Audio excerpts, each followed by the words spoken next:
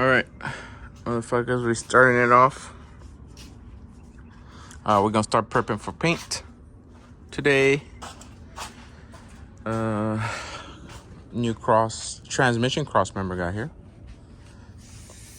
This is the one to go to. There's the Hooker Blackheart. This is a one piece, right? But for whatever transmission you're gonna use, you need to buy the adapter. It's sold separately. The adapter is sold separately. This is for the 60, the 4060. They got one for the 4080. They got the one for the T56. They got the one for the 6L80s. They have, that stays the same. What changes is the adapter.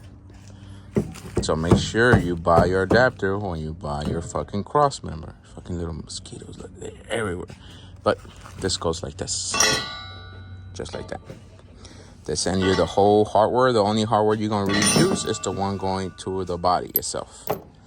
But that goes like that. We got the mount. Remember I told you I only had the energy torque arm mount. So we're gonna reuse that one. That goes here. Like that, see? So now this holds your torque arm, not the transmission. So there's no vibration with your transmission and all that shit. This goes onto this and goes onto the transmission. We got arrow fittings for the transmission because it's going AN. Engine is all cleaned. We're gonna put the intake in there, primer this with the fucking engine bay. Right now I'm gonna put the torque converter, but the cross member in. New engine mounts came in too. We're gonna put those in. And prep the engine bay for paint. Primer, scuff the engine bay again, take it down, do whatever we had to do, and hopefully tomorrow morning she will have paint. That will be white. Engine house has to hold for paint probably on the second day, third day, or it depends. If it dries enough, we push it and then we paint the engine bay. The engine is not gonna be that, super duper nicely detailed. But the thing is, if you paint, it has to be like not hot, not cold, but something in between when you're painting outside, because you get the bugs, you get all kind of shit flying and sticking. So right now we got a bunch of mosquitoes. So we're trying to paint that early in the morning tomorrow, probably this one in the afternoon-ish, and probably on the third day everything can go slide in. Headers here too. Everything, it's here. That's the good thing. Everything is here. Fat Boy exhaust is here too. Everything got here. Those are the brake lines, not brake lines, but the parking brake lines. All the exhaust is here, but that's gonna be a whole different video. Right now, it just focuses on this one. I'm trying to get it ready, like 90% ready before I go to SEMA. SEMA is the end of this month. So I'm trying to get it 90% ready so I can come back and finish it. Right, Danny? Totally. See? Everything is here, so we're going to start moving. We're going to start moving. On third gens, I'm going to show you guys the Speed Engineering header. This one, you will have a problem installing the spark plugs and wires. It will burn your wire if you don't dimple your header. So we're going to dimple the header out here before you even touch the car. So we're going to start doing that. We got a whole group of engines mocked up. We can use anyone to mock up and dimp the header. And that's the only one. That's the only shit you got to worry about, the headers with Speed Engineering on third gens. And that should be it. Jelly's down there sleeping. And that's it. So let's get started. I'll bring it along as we go. All right, these are the engine mounts. You can find these LS Swap motor mounts on Amazon under seller Cowboy, I believe, or Cowboy is the name of these shits. But this is a slider mount, and this is your frame mount. It comes with bushings and hardware this is to attach this to the engine. This is the fucking sleeve that goes in here. The only hardware you reuse is the one for the frame. This would be your frame mount and your engine mount. I use these shits on everything: OBS, G bodies, third gens, anything that had a clamshell. You use that. Shit, let me show you. That's how it looks installed. Right there. And it gives you to move the engine forward or back. That one's is fully back right there. But you can bring it all the way forward. But yeah, that's those mounts.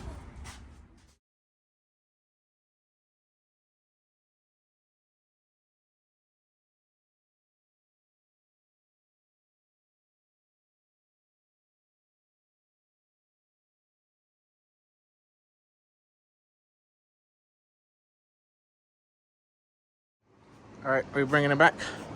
The difference between oil pans. This is the pan it had. You can see the damage, and it's deep. You can see it has even stress cracks already inside of it, but it's a deep gouge on it. It didn't go through, but it was already going through. But that's the difference. This is a 3022-2. This is a 302-1. The difference, this one you use it when you have the steering in the back. And this one's the one you use when you have the steering in the front. For the Chevys, y'all will know which one has the steering rack in the back, and y'all know the difference between the steering ones in the front. Like Impala 65, I think 64 has it in front. Fucking Bel Airs has the steering in the back. And that's the difference. G-Body has the steering in the front, but G-Bodies you can use either or. You can use either or on the G-Body. The difference on the sump, one is longer than the other, but they're the same tallness. Other than that, they use the same filter. What is the filter? 1017, huh? K&N is 1017 for the trucks. For like this truck, you use a 1017, so you use a truck filter. Everything else is the same. They use the same little baffle. They use same pickup. The only thing is the windage tray. On the windage tray, this one uses a full length tray. On this one, you have to cut it around here. The windage tray is the one that goes in here. Danny's cleaning it right now, so I'll show it once we get it in there. I have to trim it. Other than that, this fat boy. Teflon it and lock it down with a ratchet. But that's the two difference on the pan. Remember, that's a 302-2, and this is a -1. That's the only difference. They use the same drain plugs. Where the fuck is the drain plug? Oh, right here. They use this. You can use the drain plugs on both, and that's it. These are, we call this. Me and 80 call this the China pans. These are remakes of the, not remakes, but these are like, you want to say, knockoffs of the Holly pan. The only difference between this and the Holly pans that I seen, because I own both of these, the Holly pans, I own both of them. The only difference is it says Holly here, and it says Holly here. That's it. That's the only difference I seen on both of them. And on Holly pans, I had so many trouble with the fucking stripping the fucking drain plugs. And that's it. But they're the same shit. And now they have these shits with the turbo drains. The turbo drains come here on each side on both styles of pans. And I think they have one in between both of them that is a mixture of both pans together. Like they have this shallow with this shallow in a third pan. Go ahead. Lock that down. But they have a mixture. I think they call it a 3, but I'm not 100% on the shirt on that. but it's a mixture of this pan with the shallow here, and a mixture of that pan with the shallow here. But you can say is this pan with that piece here, or that pan with this piece here, instead of this shit. They're the same tallness. It looks taller because it has this shit right here. But if I put it down, you see, it's the same tallness. Other than that, go with this instead of the holly pan, because you're spending like $400 or $500 on a holly pan when you're spending 100, like almost less than $200 on the China pan. You get them on Amazon. Like just look up LS oil pan 302 or the 3021, 3022, and it just depends on which one you need. All of those. I use mostly this one because it has the shallow part here and it fits. And I think I have a F-body pan that we can show with it. Let me go bring my F-body pan. We brought the this is a factory GM 4th gen F-body pan. The difference is that thump is way bigger than that one. Way bigger than that one. With this one, a lot of people notch cross members with this one. But they use it because of the shallowness. You see, it has a shallowness there and it has the here. But you have to notch cross members when you use this one, especially if you're moving your engine forward. That one, you gotta move your engine all the way back. That's the problem with it. So everybody loves that that fucking body pan, and it's expensive, but it's on Amazon now. If you want this pan, don't spend all that big money on a fucking used one when you can buy it brand new. It's on Amazon too. And that's it for the pans. Let me finish this shit. All right, bringing it back. Fat boy, put the frame out. I'm gonna take the power steering. We're gonna take the brake lines off, so all that won't be a mess back there.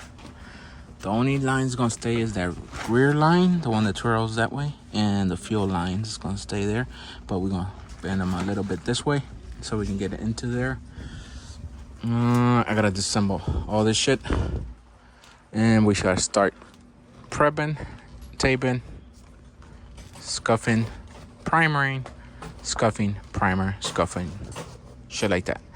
And hope tomorrow morning we lay fucking white paint. They're starting to prep the engine over there for primer. So I'm gonna see if I release this and see how far that suspension droops and if it doesn't release the springs. As long as it doesn't release the springs, we're good. So I can take these off. I gotta check the condition of them anyways. They're probably gonna need to be replaced. Other than that, we're doing good time. The engine is fully sealed and it's ready. And that's it. It's just dropping it in. Morning trans. Oh, you can see the cross member. I didn't fucking record when I was under there, but the cross member is installed. You can see the torque arm is grabbing to the cross member now, but she's installed. And I deleted lines. I deleted the canister vapor line, and I deleted the return. Remember, they blocked it off in the rear, so I deleted the return. So it's just the fuel coming up, and that's it.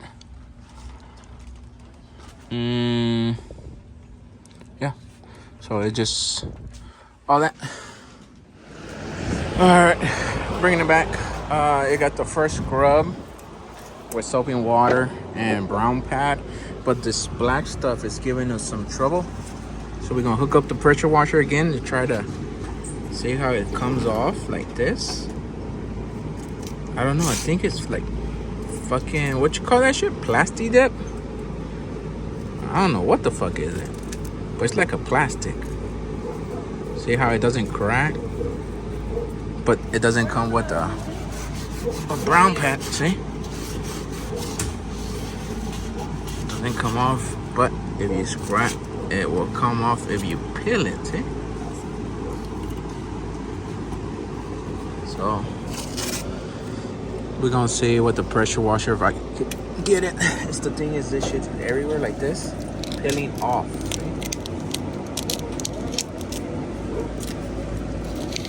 So we're gonna hit it with hot water and high pressure, and let's see if it comes off. See? It just comes off like this.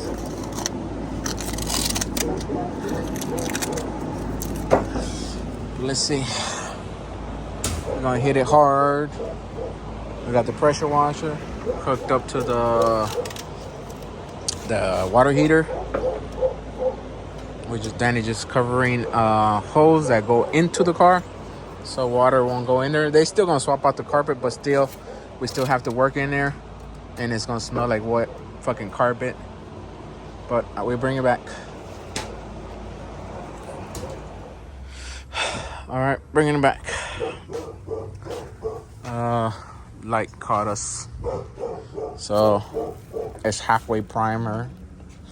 I think I didn't show when the pressure washer took all that shit off, and then February wire wheel that rail because it had a lot of fucking oxidation. Because right here on third gens, it just gets full of oxidation over there, and right here and here, all this, it gets full of shit. So you got all that off. Other than that, we ran out of fucking light, so we're gonna come back tomorrow, finish primering, and hope we fucking paint by the evening before sundown. Engine got primered. Engine got fully primered. See, this motherfucker's dry.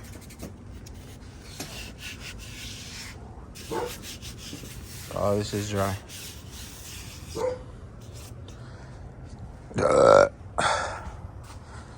So until tomorrow, should I close the video here? Yeah. Did we close video? No. Yeah. No. Yeah. If we close video now, tomorrow we show the process of painting. Yeah, let's close the video here. So this is the end of this video. See you on the next one.